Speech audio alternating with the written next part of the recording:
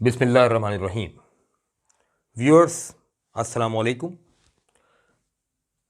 Beginners के लिए BG7 sequel का पार्ट है और इसमें हम डिफाइन करेंगे एडवर्ब।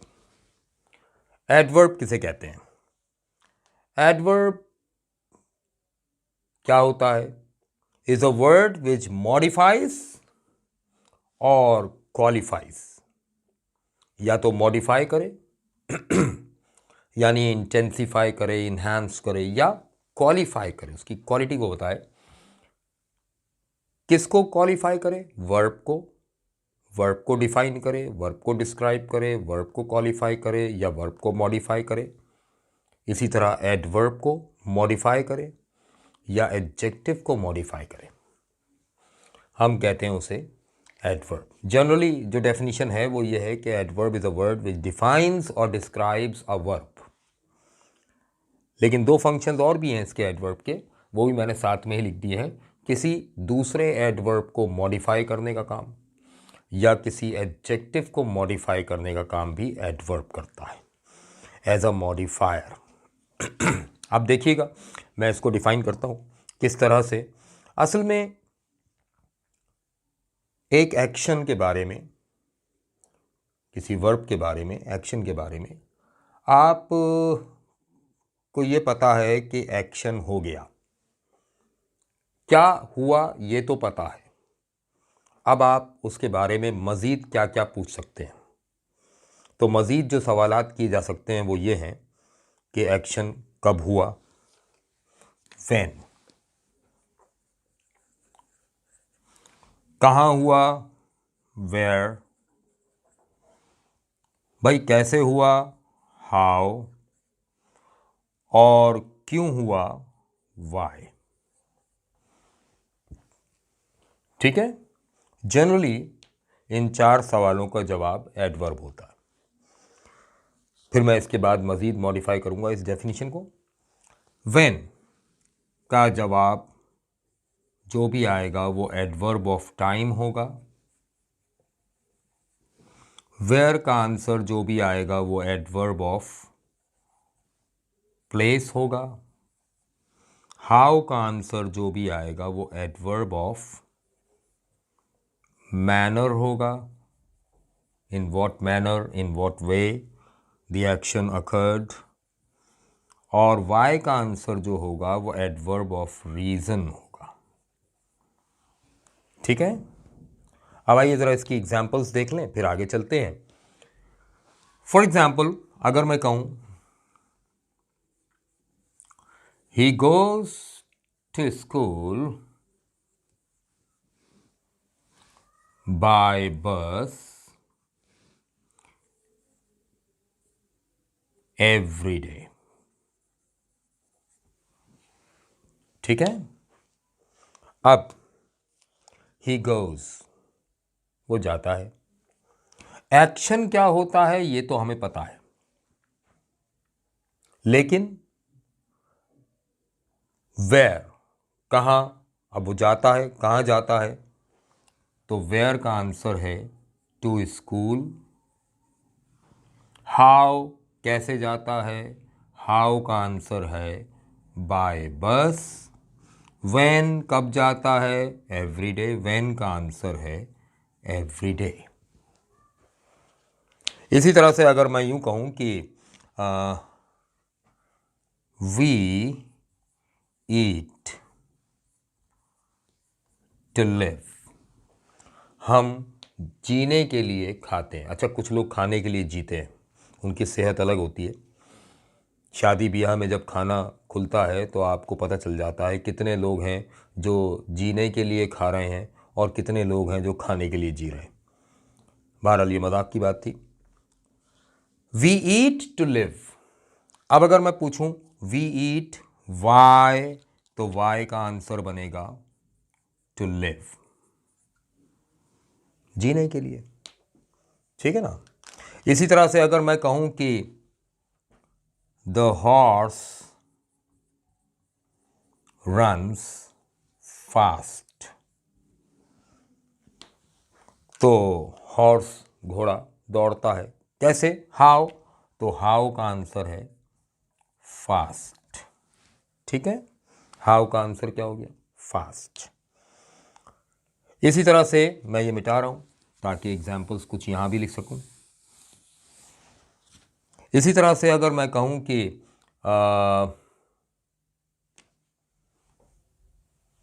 सपोज मैंने कहा कि she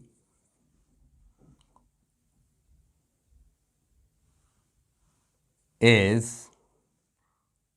writing an essay very slowly। अब ये स्लोली हाउ का आंसर है। कैसे लिख रही है? Very slowly. अच्छा, वेरी मॉडिफायर है, ये मैं बाद में बताऊंगा डेमोन्स्ट्रेटिव एडजेक्टिव्स जब पढ़ाऊंगा या डेमोन्स्ट्रेटिव एडवर्ब्स। तो इसी तरह से अगर मैं कहूं ही केम हेयर yesterday, वो कल यहां आया था। ही केम वेयर, वेयर का आंसर आ गया हेयर यहां। He came here when, when का आंसर आ गया yesterday। अब जरा गौर से देखिएगा, he goes where to school, adverb है टू स्कूल। यहां देखिएगा ही केम हेयर, ये भी वेयर का आंसर है, ये भी एडवर्ब है। ये एडवर्ब सिंगल वर्ड है और ये एडवर्ब दो वर्ड से मिलकर बन रहा है। ये कहलाएगा एडवर्ब फ्रेज। एडवर्ब फ्रेज की शक्ल में भी हो सकता है, एडवर्ब क्लॉज की शक्ल में भी हो सकता है, एडवर्ब सिंगल वर्ड की शक्ल में भी हो सकता है। सिंगल वर्ड ये रहा, एडवर्ब ऑफ प्लेस। फ्रेज ये रहा, एडवर्ब ऑफ प्लेस। और देखिएगा, मैं भी क्लॉज ही बताऊंगा। फिर मैंने कहा he goes to school by bus. By bus how का आंसर है, एडवर्ब है। और अगर मैं कहूं द हॉर्स रन्स फास्ट, ये भी हाउ का आंसर है, एडवर्ब है। ये सिंगल वर्ड है, एडवर्ब। ये दो वर्ड से मिलकर एक एडवर्ब बन रहा है, ये एडवर्ब फ्रेज है, हैं दोनों एडवर्ब्स। स्लोली हाउ का आंसर है, सिंगल वर्ड है, एडवर्ब है। ठीक है ना। इसी तरह से वी ईट टू लिव, ये टू लिव एडवर्ब है और फ्रेज की शक्ल में है, adverb phrase, adverb of reason. He goes to school by bus when, every day. When का आंसर एडवर्ब है, सिंगल वर्ड है, एडवर्ब। यहां देखिएगा he came here yesterday, adverb है, व्हेन का आंसर है, सिंगल वर्ड है, फ्रेज की शक्ल में भी हो सकता है। अगर मैं कहूं he goes to school by bus every other day, every other day, तीन वर्ड्स हो गए, मिलाकर बनेगा एडवर्ब फ्रेज। तो एडवर्ब फ्रेज की शक्ल में भी होगा, एडवर्ब वर्ड की शक्ल में भी होगा। बस ये याद रखिए, एडवर्ब डिफाइन करेगा वर्ब को कि एक्शन कब हुआ, कहाँ हुआ, कैसे हुआ, क्यों हुआ। यहाँ तक अगर बात समझ में आ गई तो मैं क्लॉज को के बारे में बात कर लूँ। देख लीजिए एक नज़र इन तमाम एग्जाम्पल्स को। एडवर्ब्स पहचान में आ रहे हैं, साफ वही पहचान है जो मैंने बताई थी। ठीक है, अभी मैंने तो सिर्फ वर्ब को डिफाइन करने वाले एडवर्ब बताए हैं। अभी एडवर्ब और एडजेक्टिव को मॉडिफाई करने वाले एडवर्ब आएंगे। पहले मैं क्लॉज की एग्जांपल दे दूं। एडवर्ब क्लॉज क्या चीज़ है, ये उतार दिया तो मिटा देता हूँ। अब देखिएगा, हाँ, एडवर्ब क्लॉज मैंने कहा भाई she was reading a book. आपने पूछा व्हेन, कब? भाई वो किताब पढ़ रही थी, कब? मैंने कहा when I entered her room, जब मैं उसके रूम में दाखिल हुआ। अब ये पूरा का पूरा व्हेन का आंसर है, ज़रा गौर कीजिएगा, ये पूरा का पूरा व्हेन का आंसर है, ठीक है। अच्छा, क्लॉजेस दो हैं, एक क्लॉज ये है, एक क्लॉज वो है, ये मैं पहले डिस्कस कर चुका हूँ जिसमें मैंने सेंटेंस, फ्रेज और क्लॉज को डिफाइन किया था, वहाँ बता चुका था। मेन क्लॉज ये है, सबऑर्डिनेट क्लॉज ये है, वो ज़रूर देखिएगा। अब ये जो सबऑर्डिनेट क्लॉज है, ये डिपेंडेंट क्लॉज है, ये इंडिपेंडेंट क्लॉज है। इस डिपेंडेंट क्लॉज में अगर मैं देखूँ तो ख़ास तौर से मुझे ये लग रहा है कि ये व्हेन का आंसर है। भाई, she was reading a book, when, तो व्हेन का आंसर ये है, when I entered her room, ठीक है ना। तो ये पूरा व्हेन का आंसर है। ये एडवर्ब क्लॉज है, adverb of time, adverb clause of time. तो एडवर्ब वर्ड की शक्ल में भी हो सकता है, एडवर्ब फ्रेज की शक्ल में भी हो सकता है, एडवर्ब क्लॉज की शक्ल में भी हो सकता है, इट डजेंट मैटर। एडवर्ब जहाँ कहीं भी होगा वो डिफाइन कर रहा होगा वर्ब को, ठीक है। अच्छा जी, ये बात समझ में आ गई। अब देखिए आगे चलते हैं। अब as a modifier, as a modifier adverb क्या कर रहा है? तो देखिए, एडवर्ब एक्सप्रेस करता है, जैसे मैंने भी कहा, कि relation of place, time, circumstances, manner, reason, degree, degree और फ्रीक्वेंसी। अब जब मैं डिग्री कह रहा हूँ तो देखिएगा कौन कौन सी चीज़ों को, इट रिलेट्स या it expresses relation, it expresses the relation, ये किस रिलेशन को एक्सप्रेस करता है? ऑफ नंबर 1 टाइम, फिर प्लेस, फिर मैनर, रीज़न, अच्छा एक चीज़ और आ गई, डिग्री, और फिर एक चीज़ और है जिसे हम कहते हैं फ्रीक्वेंसी। अब देखिएगा, मैंने ये डिस्कस कर लिया, ये डिस्कस कर लिया, ये डिस्कस कर लिया, ये रह गया और ये रह गया, डिग्री। अब अगर मैं कहूँ कि द रोड वॉज, मैं कहूँगा the road was terribly dusty, it is terribly windy today. तो देखिए यहाँ पर मेरी बात वाज़े हो रही है। रोड कैसा था? डस्टी। ये डस्टी क्या है? ये तो एडजेक्टिव है, क्योंकि ये रोड को डिफाइन कर रहा है, एक्शन को नहीं। लेकिन इस डस्टी को मॉडिफाई किसने किया? Terribly, that is an adverb. ये एडवर्ब है जो मॉडिफाई कर रहा है इस एडजेक्टिव को, एडजेक्टिव को मॉडिफाई कर रहा है। Windy, this is an adjective, और ये एडजेक्टिव है क्योंकि ये किसी कंडीशन को शो कर रहा है। लेकिन यहाँ पर ये जो टेरेबली है, ये इस विंडी को मॉडिफाई कर रहा है, ये एडवर्ब है। करती आइडिया? इसी तरह से फ्रीक्वेंसी। अब फ्रीक्वेंसी देखिए, ऐसे वर्ड्स अगर सेंटेंस में मौजूद हों, लाइक ऑफ्टन, यूजुअली बता रहा है कि ये काम, ऑफ्टन ने बताया अक्सर होता है, यूजुअली ने बताया कि अमूमन होता है, रेयरली, रेयरली ने बताया कि कभी कभार होता है, डेली, अब डे का एडवर्ब है डेली, ठीक है ना, तो रोज़ाना होता है। इसी तरह से अगर मैं कहूँ वीकली, तो ये फ्रीक्वेंसी एट्सेट्रा, ये फ्रीक्वेंसी को शो कर रहे हैं सारे एडवर्ब्स। ये सारे एडवर्ब्स फ्रीक्वेंसी ऑफ एक्शन को, कि एक्शन कितना फ्रीक्वेंटली होता है, ठीक है। तो ये कहलाएंगे एडवर्ब ऑफ फ्रीक्वेंसी, ये कहलाएंगे एडवर्ब ऑफ डिग्री, जो कि मॉडिफाई कर रहे हैं, मॉडिफायर भी कहलाते हैं। ये हो गई एडवर्ब की एक और इजाफी बात, ठीक है भाई।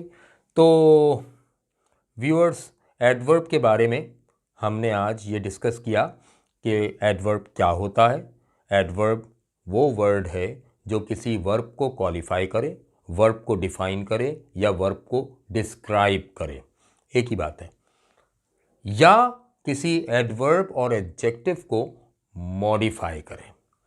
वर्ब को कैसे डिफाइन करेगा? तो बड़ी आसान सी बात है कि एक्शन कब हुआ, कहाँ हुआ, कैसे हुआ और क्यों हुआ। व्हेन, वेयर, व्हाई, हाउ, या हाउ फ्रीक्वेंटली, कितनी बार, कितनी फ्रीक्वेंटली होता है, ठीक है। और फिर डिग्री क्या है उसकी, यानी किसी एडजेक्टिव को मॉडिफाई करें। जैसे मैं कहूं the weather is extremely hot, तो हॉट तो यहां एडजेक्टिव है जो वेदर को डिफाइन कर रहा है, लेकिन एक्सट्रीमली मॉडिफाई कर रहा है हॉट को, एक्सट्रीमली हॉट, ठीक है ना। तो इस तरीके से हम एडवर्ब्स को यूज़ कर सकते हैं। एक बात याद रखिए, एडवर्ब एक सिंगल वर्ड भी हो सकता है, एडवर्ब एक फ्रेज भी हो सकता है, एडवर्ब क्लॉज भी हो सकता है, ठीक है। तो इन तमाम चीज़ों, अच्छा लाजिम नहीं है कि एडवर्ब के आखिर में एल वाई आए। आम तौर पर हम देखते हैं कि तकरीबन तमाम एडवर्ब्स में ही आखिर में एल वाई का इजाफा होता है। लेकिन मैंने अभी एक जुमला लिखा था द हॉर्स रन्स फास्ट, अब स्लो का एडवर्ब बना स्लोली, मगर फास्ट का एडवर्ब फास्टली नहीं होगा। इंग्लिश में फास्टली कोई वर्ड नहीं है, द हॉर्स रन्स फास्ट, ऐसे कुछ हैं एडवर्ब्स। बहरहाल तो एडवर्ब डिफाइन हो गया। BG7 जिसकी डिमांड आ रही थी बहुत ज़्यादा, मुख्तसर तरीन लेक्चर मैंने दिया है आज। BG7 में एडवर्ब को डिफ़ाइन किया है और इसके बाद हम आ रहे हैं प्रपोजिशंस की तरफ। एक और खुशखबरी आपको सुना दूं कि एक सीक्वल और स्टार्ट कर रहा हूं मैं इसी के parallel, AP1 active and passive voice 1, और कुछ लेक्चर्स जो हैं, जो जनरल लेक्चर्स चल रहे हैं, वो भी ज़रूर देखते रहिएगा। मसलन एक में मैंने सब्जेक्ट को डिफ़ाइन किया था, ऑब्जेक्ट को, और एक में मैंने डिफ़ाइन किया था सेंटेंस, फ्रेज़ और क्लॉज को, और इसी तरह से एक जनरल था लेक्चर, एक और जनरल लेक्चर आने वाला है जिसमें मैं कुछ वर्ड्स की प्रोनंसिएशन पर बात करूँ, प्रोनंसिएशन पर, तलफ़ुज़ पर। क्योंकि अभी इत्तेफाक की बात है, आज मैं आ रहा था तो एक साहब ने दूसरे साहब से, एक इदारे में एक साहब दूसरे साहब से बातचीत कर रहे थे और कह रहे थे मियाँ तुम्हारा तो प्रोनाउंसिएशन ही गलत है। मैंने कहा लो भाई, उसका तो प्रोनाउंसिएशन गलत है, आपने तो प्रोनाउंसिएशन ही गलत इस्तेमाल किया है। भाई प्रोनाउंसिएशन कोई वर्ड नहीं है इंग्लिश में, वर्ब है प्रोनाउंस, मगर जब उसका नाउन बनता है तो ये बन जाता है प्रोनंसिएशन। स्पेलिंग भी यही है, PRONUN, प्रोनंसिएशन है, प्रोनाउंसिएशन नहीं है। तो अगर आप किसी का प्रोनंसिएशन सही करना चाहते हैं तो पहले अपना प्रोनंसिएशन सही करें कि वो प्रोनंसिएशन है, प्रोनाउंसिएशन नहीं है, ठीक है ना। तो मैंने कहा चलो आज के लेक्चर में इतना सा जिक्र भी मैं कर डालूँगा और फिर इस पर एक बाकायदा लेक्चर दूंगा जिसमें प्रोनाउंसिएशन के ऊपर बात होगी। बहुत से वर्ड्स हम गलत प्रोनाउंस करते हैं और ज़ाहिर है कि हम सुन सुन के सीखते हैं, हम डिक्शनरीज़ चेक नहीं करते, हम बुक्स कंसल्ट नहीं करते, जो सुन लिया है सीख लिया। तो इसलिए ज़रूरी है कि उन चीज़ों को डिस्कस किया जाए। फरमाइश भी है लोगों की, सब्सक्राइब करने का बहुत शुक्रिया और लाइक करने का बहुत शुक्रिया। मैसेजेस आ रहे हैं, मैसेजेस पर लोग सवालात भी कर रहे हैं। मैं कोशिश कर रहा हूं कि मैसेजेस पर ही उनके सवालों को आंसर कर दूं, जवाब दे दूं उनके, लेकिन मैं सवालात इकट्ठे कर रहा हूं बहुत सारे क्वेश्चंस इकट्ठे हो गए हैं। एक लेक्चर को Q&A के नाम से आने वाला है जिसके अंदर मेरे जितने सब्सक्राइबर्स हैं और जितने भी लोग जो मैसेजेस करके सवाल पूछते हैं उनके क्वेश्चंस के डिटेल में आंसर होंगे। हाँ, वो होंगे डिफरेंट टॉपिक्स पर। और बहुत बहुत शुक्रिया जनाब, थैंक यू।